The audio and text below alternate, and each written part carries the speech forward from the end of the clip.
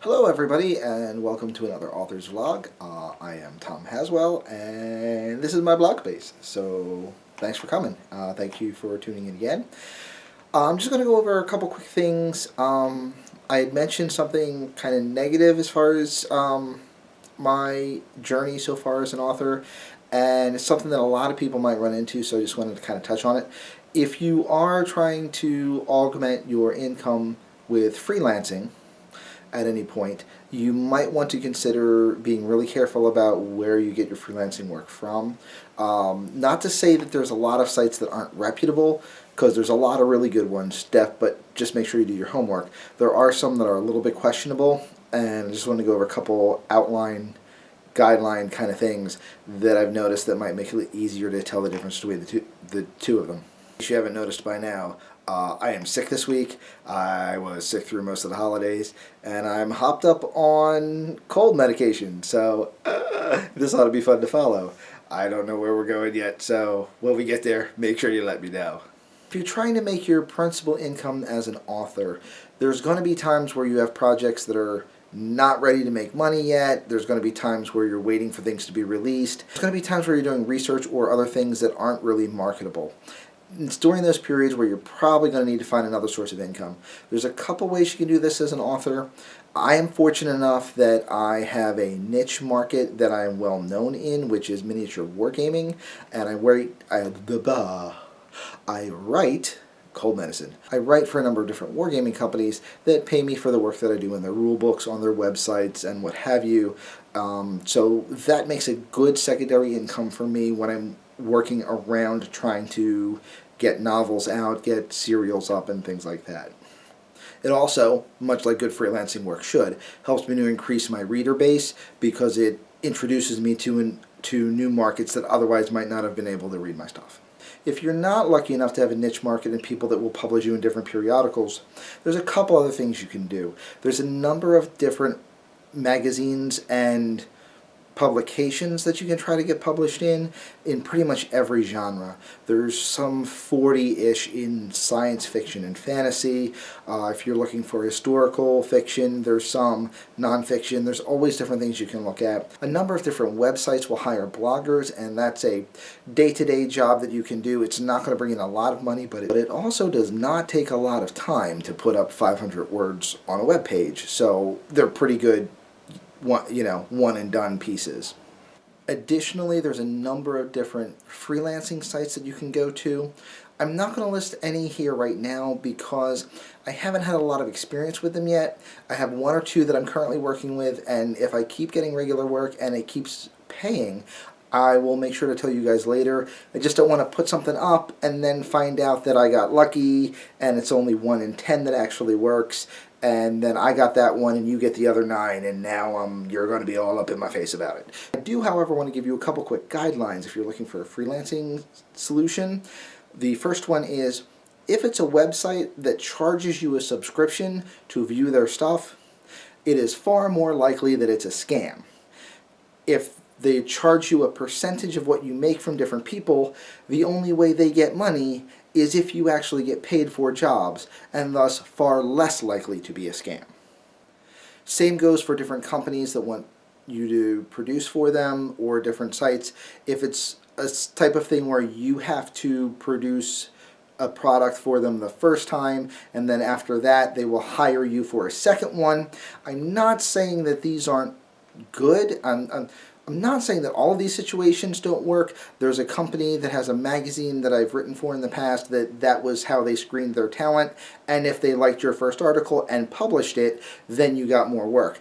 But I am saying there's other companies out there that will just constantly go for the freebie, the freebie, the freebie, the freebie, the freebie from a bunch of different people, and never actually hire anyone to actually do the job because they always have access to free work. So, much like everything you're hearing in freelancing right now, freelancing isn't free.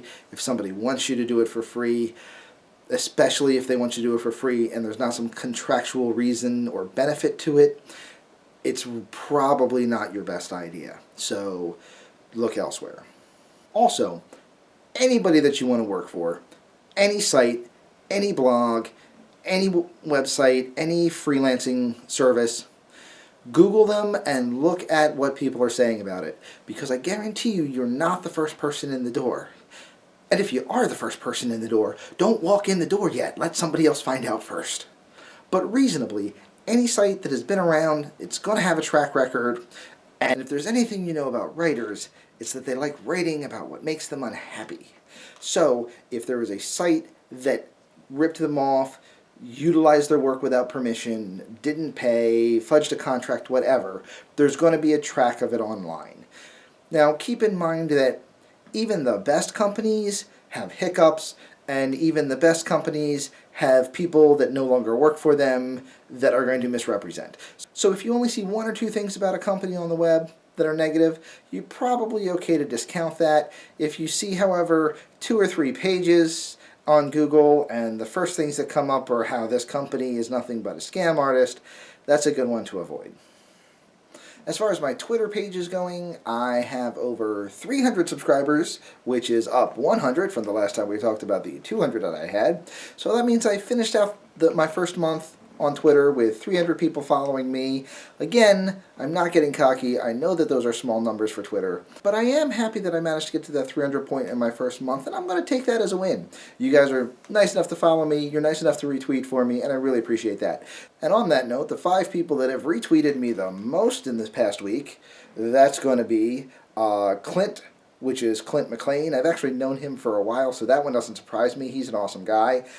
Kara Montgomery, Shane Hall, Johannes Steger, and Space Cowboy. So I want to thank you guys for all your help and all your support and helping me get my name out there. I really appreciate it. It's really helping me a lot. And I just want to close out today while I can still manage to talk, because as you can see, my cold medication is kicking in. I think that's why, this side of my face looks like it's starting to droop a little bit. I'm not having a stroke, I swear. But I do want to mention that I have a Patreon account up now. If anybody wants to support me that way, I will put a link below. It is also in my banner, which should be right over here-ish somewhere. That Patreon account has pledges anywhere from $1 all the way through $30. Even if you only put $1 in there a month, I really appreciate it. It's definitely going to help me out. You go to the page, you'll get more information, but the short of it is, all of my pledgers are at the very least going to be getting limited edition works that won't be made available to anyone who's not a Patreon supporter. You're going to get things that nobody else gets to read, so if you like reading my stuff, $1 a month is not a bad way to go to get more of it. There's some other options there. Go take a look. It's fun. Go, go, go, go. Other than that, I just wanted to also mention that I am now on a website called Channillo. If you're not familiar with Channillo, because it's a relatively new service, basically what you're looking at is it is a site where you can go and read serials from a number of different writers for a subscription fee. Whatever your preferred style of reading is, whatever books you're looking for, you're going to be able to go, and some of them are already entire novels that are up there. Some of them, like me, are just getting put up now, so you're going to see different amounts of information depending on what you're looking for. You can also follow my account and see who I'm reading as well, and that'll give you an insight into the stuff that I like. And you're going to want to look for War Eternal, which you can see behind me on the wall right here. War Eternal is going to be a novel that I'm probably not going to get out until late 2017, maybe 2018. But the point is that you can start reading it now and get in on this and find out about this crazy thing that I'm doing ahead of time. It's going to be a big deal, and I'll go into it more later. This is the foundation work for a major project for me.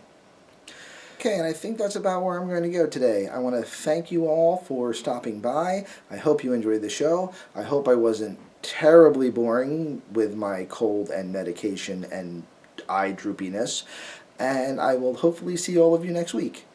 Thank you. Thank you for stopping by. Please check out my Channillo, my blog, my Patreon. Wow, I've got lots of things happening nowadays. This is crazy. And once again, have a great week.